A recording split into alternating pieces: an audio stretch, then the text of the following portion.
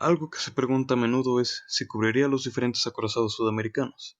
El problema con esto es que, a diferencia de un acorazado británico o alemán, donde el hecho de que las naciones en cuestión estuvieran en una carrera armamentista general podría darse por sentado, los acorazados sudamericanos formaban parte de una carrera armamentista contra barcos muy específicos, y así cualquier revisión de uno implicaría una gran cantidad de información sobre los otros para establecer el contexto, lo que a su vez conduciría a que los contenidos de los tres videos sean muy similares. Entonces, en lugar de eso, vamos a ver la carrera de acorazados sudamericanos y los barcos involucrados en un formato mucho más amplio aquí.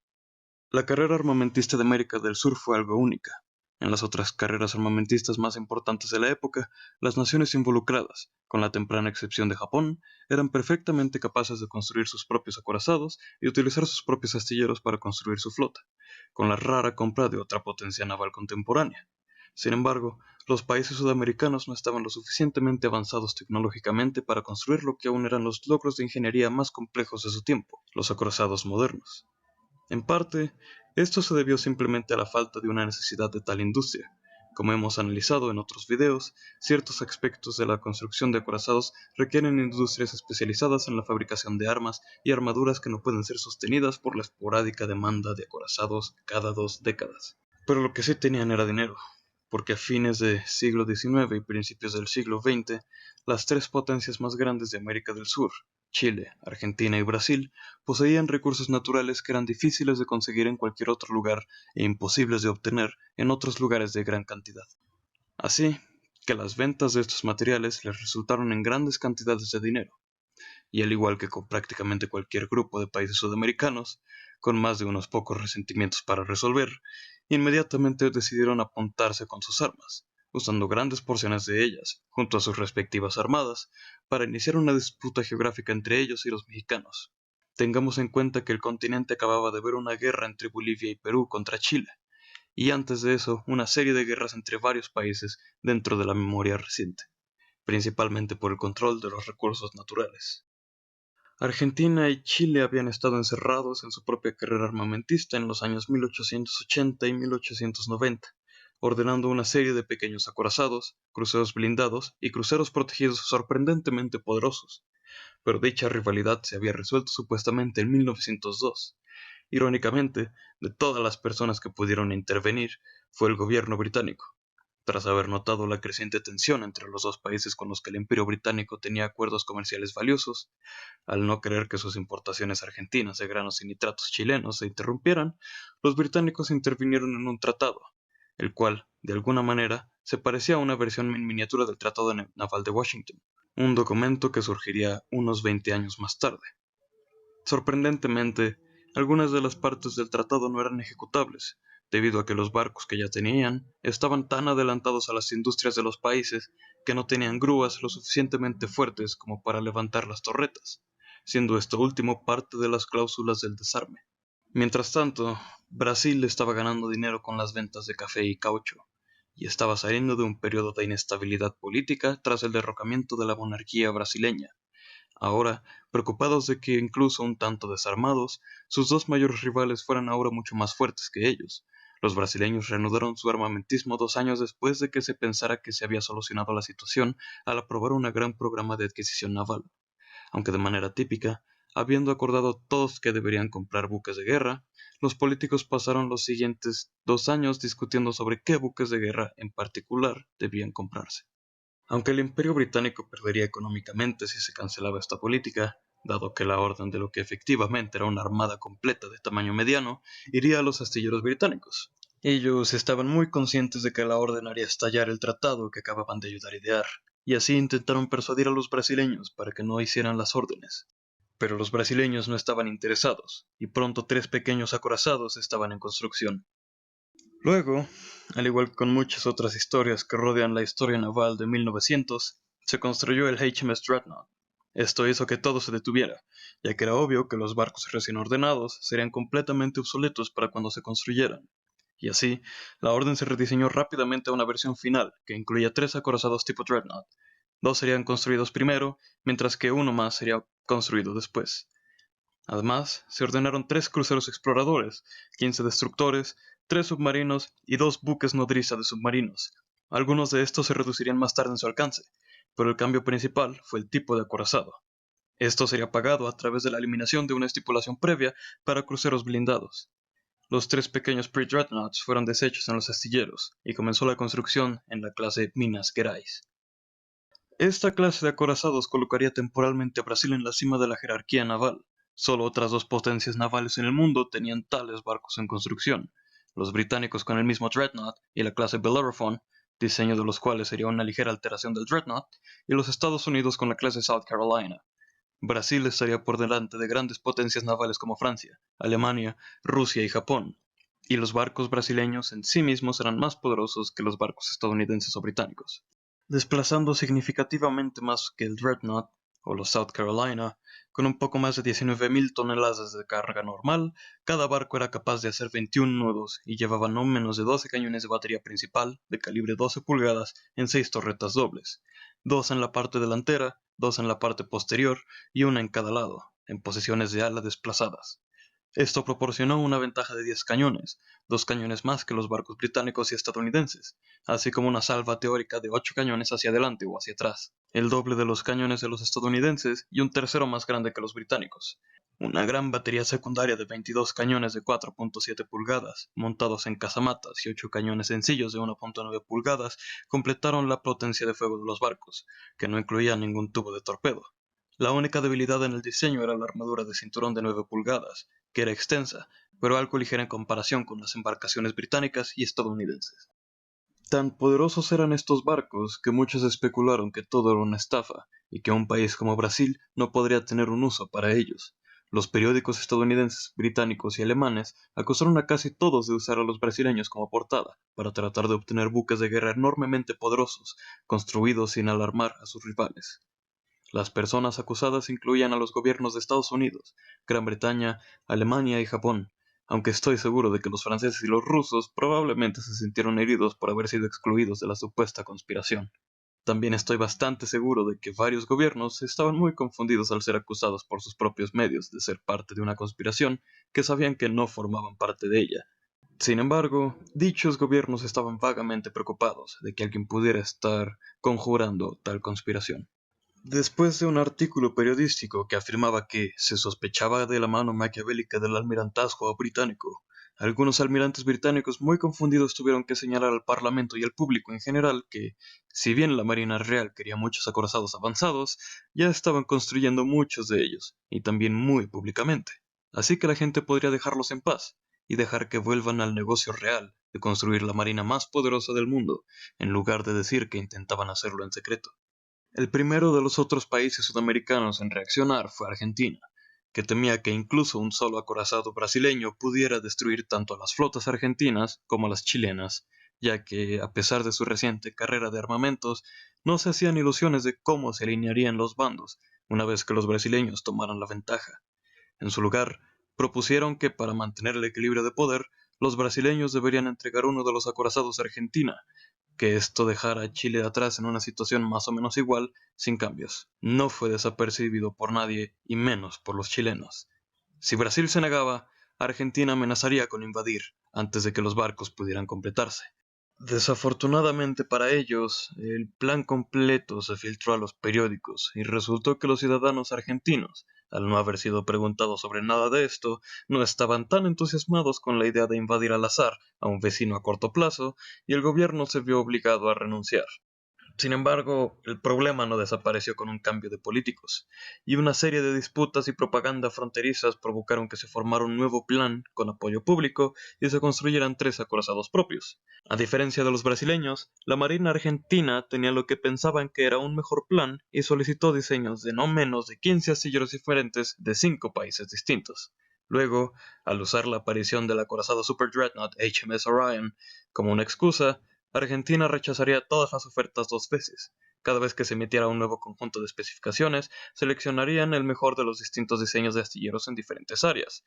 Todos los astilleros involucrados estaban furiosos, porque sus secretos comerciales se filtraron a todos los demás, aunque solo después de que no se les otorgara el contrato.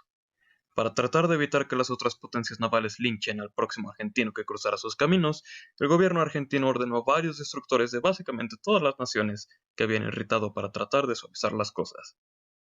Finalmente, al igual que con tantos contratos militares en la historia, la orden fue al postor más bajo, con la compañía de motores y barcos de Fall River en Estados Unidos obteniendo el contrato. Por supuesto, fueron rápidamente acusados de ofrecer poco deliberadamente, solo para obtener el trabajo, y el presidente de los Estados Unidos no ayudó a los asuntos al presumir en un discurso del Estado de la Unión que la orden se debió en gran medida al trabajo del Departamento de Estado, en oposición a la superioridad o la idoneidad técnica real, algo que también es un conjunto muy familiar de circunstancias en los círculos de contratación militar incluso desde entonces. El pedido inicial fue para dos acorazados, con una opción para un tercero si los brasileños seguían adelante con su tercer barco. El resultado de tal situación fue la clase Rivadavia, la cual era sustancialmente más grande que los barcos brasileños, con una carga estándar de 27.500 toneladas y más de 30.000 toneladas con una carga completa. En realidad llevaban un armamento similar de cañones de 12 pulgadas en un diseño similar al de sus rivales, pero utilizando el tamaño más grande del barco, las torretas laterales podían disparar a través de la nave en ángulos limitados para una salva al costado de 12 cañones. Con una velocidad máxima de 22.5 nudos, también fueron un poco más rápidos, y su cinturón de 12 pulgadas fue competitivo con otros dreadnoughts del periodo. Su batería secundaria se dividió entre 12 cañones de 6 pulgadas montados en casamatas y 16 cañones de 4 pulgadas más pequeños dispersos por toda la nave en montajes abiertos. Un par de tubos de torpedo también hicieron una aparición. En general, Argentina había tomado una ventaja decisiva en la carrera naval, ya que sus dos barcos eran significativamente superiores a la clase Minas Gerais, asumiendo que los brasileños no ordenaran su tercer barco. Sin embargo, aunque eran barcos más poderosos, comenzaron la construcción 4 años después de los barcos brasileños, momento en el que casi todas las potencias navales principales tenían dreadnoughts y los británicos, alemanes y estadounidenses tenían barcos similares o superiores en construcción o a punto de construirse, así que su impacto en la escena mundial no fue tan grande. A pesar de un terremoto en 1906 y un colapso del mercado de nitratos en 1907, los chilenos estaban decididos a no quedarse en la parte inferior de la pila, pero en el mundo de la construcción del acorazado, que avanzaba rápidamente antes de la Primera Guerra Mundial, hubo algunos beneficios para los últimos. Aunque se solicitaron ofertas de varias naciones, lo cual llevó a las visitas del USS Delaware y el SMS Von der Tann, además de un escuadrón de cruceros blindados británicos como parte del esfuerzo de mercadeo. Dada alianza semioficial de casi un siglo que Chile tuvo con el Imperio Británico, no fue una sorpresa para nadie que una empresa británica fuera elegida en 1911 para construir el par de acorazados de Chile. Sin embargo, los brasileños no habían estado ociosos, y en respuesta a la posibilidad de que su propia armada fuera derrotada por los barcos argentinos, ordenaron el Río de Janeiro en 1910. Aunque originalmente un desplazamiento de 32.000 toneladas y con una batería principal de cañones de 14 pulgadas, desafortunadamente para los brasileños, la realidad económica forzó a un rediseño con casi 4.000 toneladas saliendo de la nave y cambiando la batería principal por 7 torretas dobles que portaban cañones de 12 pulgadas. En un caso clásico de cualquier cosa que puedas hacer, puedo hacerlo mejor, los chilenos optaron por un diseño que dejó atrás los diseños de acorazados Dreadnought de primera y segunda generación de sus vecinos, y en su lugar eligieron barcos basados en la clase británica Orion de Super Dreadnoughts, aunque llevaban un cinturón más ligero, similar a los barcos brasileños de 9 pulgadas de grosor. Los barcos chilenos eran capaces de casi 23 nudos y llevaban 10 cañones principales en 5 torretas dobles superpuestas, con 2 delanteras, 2 en la parte trasera y 1 en el centro, exactamente igual que los Super Dreadnoughts con cañones de 13.5 pulgadas. Sin embargo, optaron por ir más allá con el armamento principal, eligiendo armas de 14 pulgadas, un calibre que, por extraño que parezca, los británicos nunca usaron en ese tiempo y solamente lo vendieron para la exportación. Las naves chilenas tenían un desplazamiento casi igual que las naves argentinas, su velocidad era ligeramente más alta y su batería principal también era mucho más pesada. Todo esto quizá explica la armadura más delgada. La batería secundaria consistía en 16 cañones de 6 pulgadas montados en casamatas, con un par de cañones antiaéreos de 3 pulgadas, junto con 4 cañones de salva y 4 tubos de torpedo. Mientras tanto, el gobierno brasileño se había quedado sin dinero y había vendido el Río de Janeiro al Imperio Otomano. La reacción de las otras armadas en Sudamérica fue algo parecido al asombro aturdido, y ninguna de ellas se molestó en intentar copiar a las tres armadas más grandes. Sin embargo, para ser útiles para los países que pagaban por ellos, los barcos necesitaban llegar a los países que pagaban por ellos. Los brasileños tuvieron la mayor suerte, ya que Minas Gerais y Sao Paulo llegaron en 1910, y la única interrupción fue una huelga de trabajadores durante la construcción. Los esfuerzos argentinos fueron algo menos exitosos. Sus astilleros de oferta más baja, como era de esperar, se encontraron con retrasos, y ambos barcos tuvieron problemas con sus turbinas en las pruebas. Con todo lo hecho, finalmente fueron entregados en 1915. Rivadavia llegó a Argentina sin incidentes, pero Moreno celebró su primer viaje a su país natal al pasar por encima de una barcaza y luego encallar 2 veces. Pero fueron los barcos chilenos los que tuvieron el viaje más difícil. El almirante La Torre comenzó la construcción, pero el almirante Cochrane se retrasó, irónicamente porque el Río de Janeiro estaba ocupando la grada en la que se construiría. Aunque La Torre se lanzó en 1913, la Primera Guerra Mundial estalló el año siguiente, y el trabajo se detuvo en ambos barcos chilenos. El Río de Janeiro fue capturado rápidamente por los británicos, pero los 2 barcos chilenos fueron comprados debido a que Chile era considerado amigo. Almirante La Torre fue rebautizado como HMS Canada y terminó en 1915. Vería el servicio en la Gran Flota y participó en la batalla de Jutlandia, convirtiéndose así en el único acorazado sudamericano que participó en una batalla naval adecuada. En 1918, el casco incompleto del almirante Cochrane comenzó a ser convertido en el portaaviones HMS Eagle.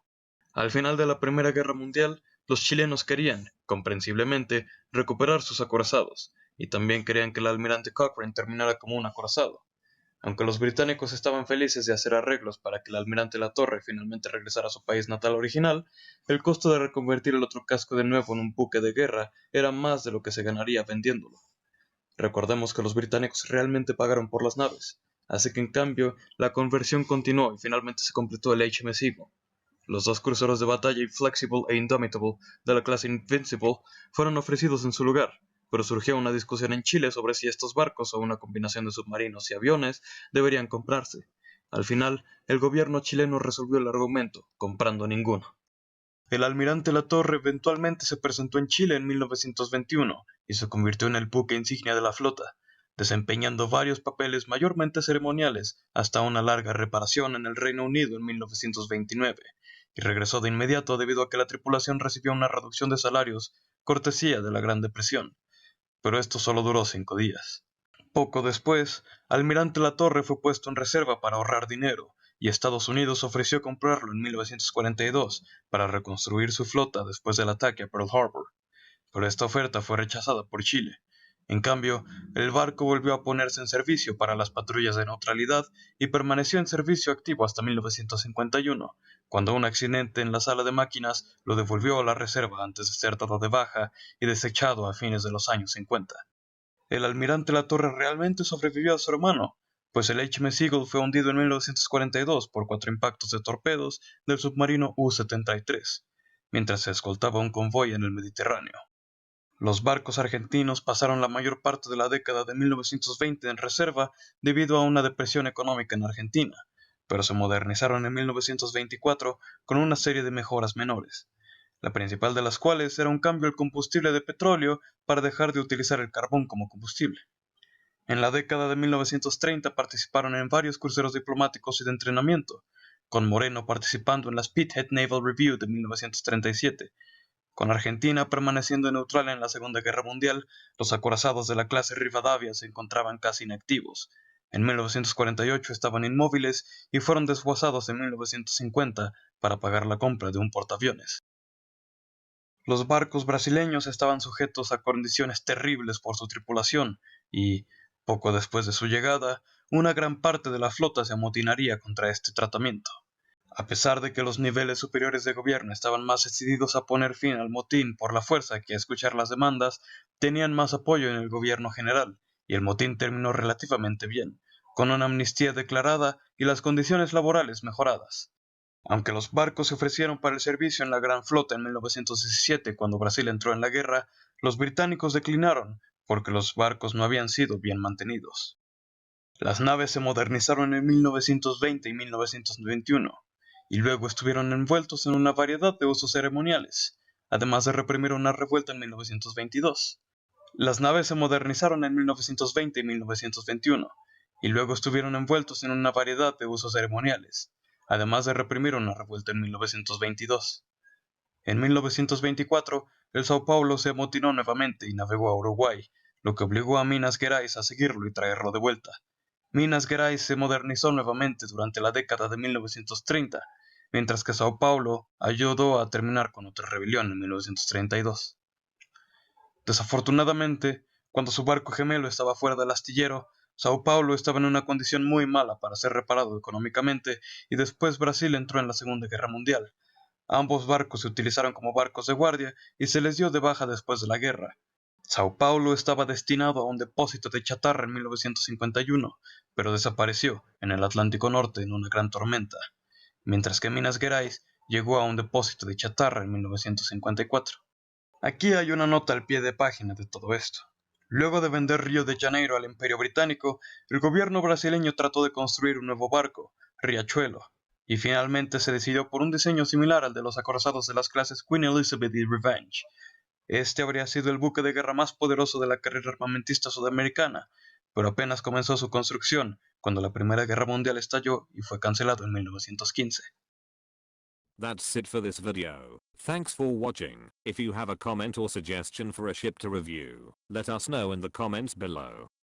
Don't forget to tag your question with Q&A if you want to leave a question for the dry dock.